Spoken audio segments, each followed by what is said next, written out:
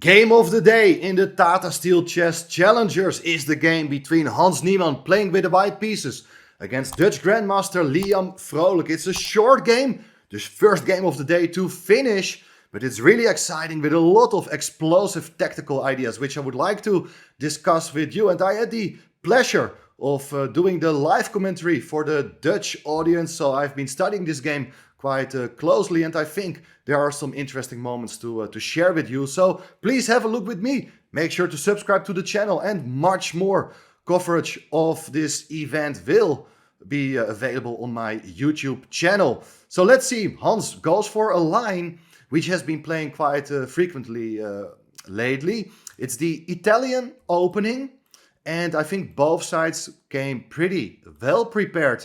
At least, let's say, the first 10-15 moves, they are all kind of standard. Let's see. So here we go. White goes for the setup with c3, and after castling by black, rook e1, and black played the move a5. This is modern way of playing the Italian with black. The pawn on a5 prevents white from expanding on the queen side any time soon, but it also has a drawback because after h3, bishop e6, the bishops can be exchanged, but white goes for the move bishop b5, and there are always ideas to take on c6 and try to push the pawn in the center. But here black drops back with the bishop to a7, so the bishop will not be hit by a white pawn with tempo. And here Hans has some experience with this exact position. There was one game played in the FIDE Grand Prix tournament on the Isle of Man in which he played the move bishop e3, but Hans decides instead to play the move knight bd2, which he actually played earlier last year against Fabiano Caruana in St. Louis, and they're following that game up to move 15. Knight e7 with the idea to get a knight around is a very thematical idea. Now the knight is no longer on c6 guarding the d4 square, so this is the moment to push the pawn to d4. The knight comes over to the king side, and here, anticipating black to play a move like c6, white says, okay, I'm gonna bring back my bishop to a4 so that anytime it can be placed, for instance, on c2. Knight h5, so black is looking for ways to get a knight involved. Sometimes the queen can also come to f6 now, but there is now the move knight f1. Black goes for the move knight f4. Knight is looking very actively here, but also the knight has the option to come to g3. Black takes the pawn on d4, and this is interesting because Hans now deviates from the game he played against Fabiano in St. Louis. In that game he decided to take back with a knight, but now he says, I want to take with the pawn, keep this bishop on the board as well as the knight on f3. White has two very nice pawns in the center, so the thematical reaction is here to play the move d5 to challenge the pawn on e4. If you do advance the pawn, you always got to reckon with ideas like f6. It's leading to a good game for black, but Hans still blitzing out his moves, practically speaking. So he goes for the move bishop takes f4, knight takes f4.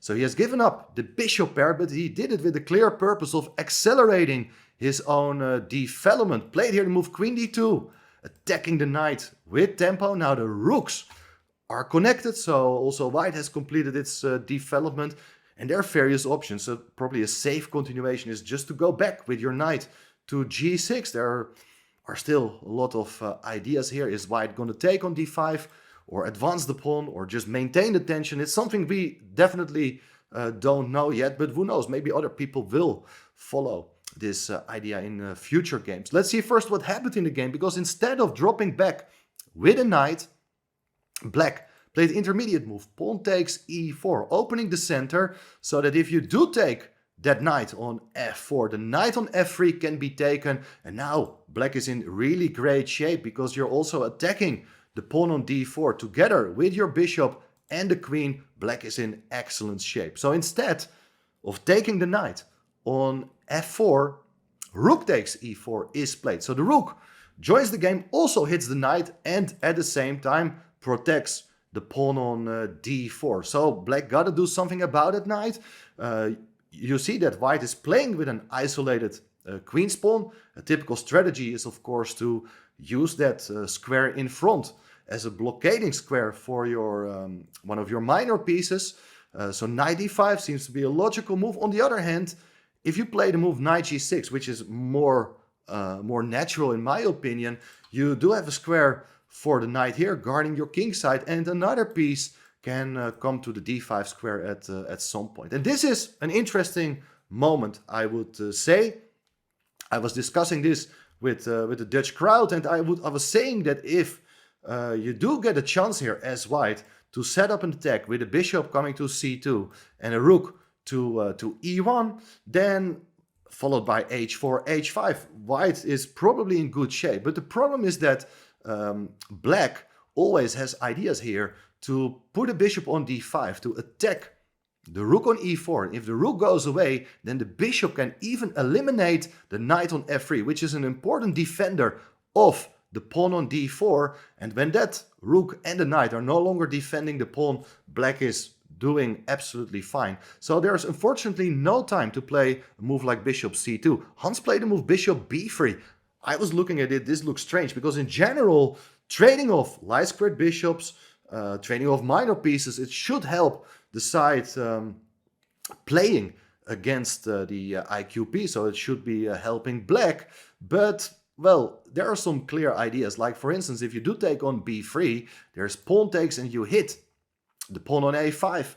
And if you play a move like bishop b6, well, you protecting the pawn, but white has ideas of launching its h-pawn, putting the rook on e1, and this was still part of Hans Niemann, his home preparation. He didn't reveal all his secret ideas, of course. Instead of taking on b3, Liam Vrolijk played here the move bishop to d5 immediately, so that after bishop takes, the queen comes into the game. The queen looks very nicely placed on d5, and here Hans continues with the move rook a e1, bringing up the rook into the game. The pawn on a2 can actually be taken, but if you do that, the queen is really far away and it's not clear what black is going to do next, whereas white has a simple plan of playing h4 followed by h5, and the knight on g6 doesn't have that many good squares. It cannot go to the e file. If it has to go back later into the corner, then that knight is kind of stuck, and with 5 pieces being placed in the center, controlling also the rooks, the open e file, it's really difficult for black to initiate the exchange of pieces. So black is not interested in taking that pawn on a2, instead decides to centralize the rook to d8. Logical move. And now Hans continues with the plan of h4, ready to go h5 next and kick the knight to a much inferior square into the corner. Should you allow that move or not? Well, if you do play something like h5, you do create a huge weakness on h5. And with a move like queen d1, the queen is eyeing that pawn on h5. I know the pawn is still defended, but white is about to go knight g5. When the pawn on h5 cannot be defended, and then there are really serious threats against the black king. So Liam goes for the correct continuation. Play the move f5. He's looking for counterplay, hitting the rook on e4. And the rook doesn't have that many squares, got the move somewhere on the e file. Hans decides to go back with the rook to e2. He may have gone to e6 as well, but having the rook on e2, it does give white some additional possibilities at some point to jump in with a knight to g5 and then to e6 with a very strong knight fork. So that's why the rook goes back to e2. Also the rook supports the queen, also covers the pawn on f2. So this looks pretty good. What should black do here? Well, critical moment, because the pawn on d4 can be taken. It's 3 times attacked by queen, rook and bishop, only twice defended. If you do take the bishop with the bishop on d4, then there will follow the move h5. This was all not seen in the game, but it's an instructive line, and it's very sharp position. You're a pawn up, but definitely black is having some coordination problems here. Instead of doing something about that knight, you can even look for a counterattack against that knight on g3. And if the knight comes into the center, knight e4, well, you also have the possibility to put your knight on e5. That is interesting. And still very sharp line. Maybe after knight takes d4, queen takes d4. You can regain your pawn and black should be okay, but still anything can happen. Another possibility, instead of moving the knight away from g6, is just to capture the pawn on h5. This looks strange, but you have knight takes d4. You're winning the piece now, but here the queen is standing on the d file in the pin. Queen e5 can be played, hitting the knight on d4, and next, if you protect it one more time, the move c5 can be played. Black is regaining the piece. This looks okay for black, but understandably, being confronted with an opening surprise by Hans, it cost a lot of time for Liam to figure out all the ins and outs over the board, and instead he played very ambitiously, actively with a move f4, attacking the knight right away, but the knight comes into e4. And what the drawback is becomes very clear soon, because black captured the pawn on d4. And now, here you still see pressure against the bishop and the queen. But if you play something like rook d1 to intensify the pressure against that bishop, black still can support the bishop with the move c5. But Hans came up with an absolutely brilliant move at this point, as he went for the move queen c2. He's just stepping out the d file. He's not interested in putting pressure there yet, but the queen is excellently placed here.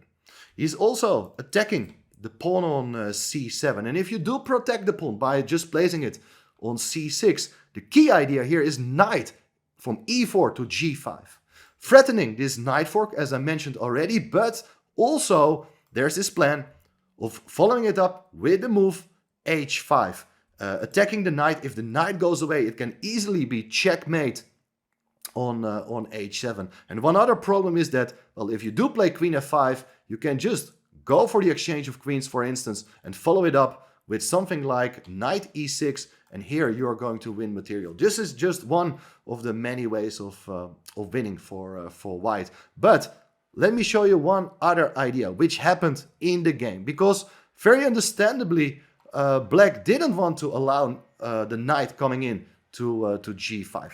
Liam played the move h6, but look at this knight. It's really looking vulnerable now. It's unprotected, but there is no good discovered attack with your knight. So what Hans did is just taking the pawn on c7.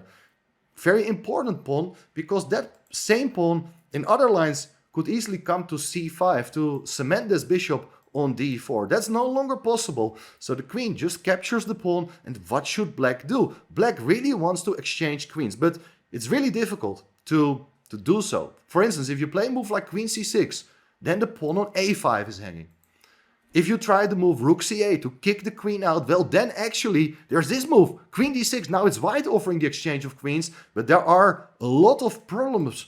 If you do take on d6, it's knight takes d6, hitting the rook, hitting the bishop as well. Things are going wrong for black in this particular variation. So after queen takes, rook d7 was played, and Hans dropped back with the queen to c2. You may think white has wasted time here by taking that little pawn, but it's very important, because apart from the threats on this diagonal, there are always ideas for white as well to switch with the rooks from the e to the d file and hit the bishop on d4. Well, one funny thing, and it's not a good move, but one line I mentioned to the Dutch audience here is, how about king h7? This looks very dangerous. But then the simplest continuation is to take on d4. So that after queen takes d4, this queen on d5 no longer covers the 5th rank. h5 can be played, you tickle the knight. If the knight goes away, then you come in with the knight to f6 with a double check. The king has to go back, and then it's queen h7 checkmate. That's not, well, it's quite a relevant line, I would say. But king h7, it also feels bad. But okay, doesn't work. What should black do instead? Well, not easy to point out a good move. And here, Liam is already in some trouble. Played here the move queen c6. As I mentioned, he would love to exchange some pieces, especially the queens. That would enlighten the pressure. But what happened? Queen takes c6, b takes c6, rook d2, and the bishop cannot move away because then the rook on d7 is hanging. And if you play the move c5 to protect the bishop on d4, it's knight takes c5. Just taking the pawn, because if you take with the bishop, the rook on d7 is gone. While if you just move the rook away, then the knight will come into e6. With another knight fork, the bishop on d4 or the rook on f8 will be lost. And if you try to support that bishop first, let's say you go rook fd8, you go rook ed1, so the bishop is attacked 3 times, only twice defended, and c5 still doesn't work because of knight takes c5, and the bishop will be lost. If you do take on c5, it's rook takes d7 and white wins material. Of course, Liam realized it at this point, but it was too late because he's losing material, and therefore he resigned the game at move 29. After white's move rook d2, Hans managed to win the first game of the tournament. He's off with a very good start, very nice opening preparation, and let me know in the comments what you think of this game. Thanks for watching, and definitely much more games from Hans and other top grandmasters in the next few days on my channel. See you there.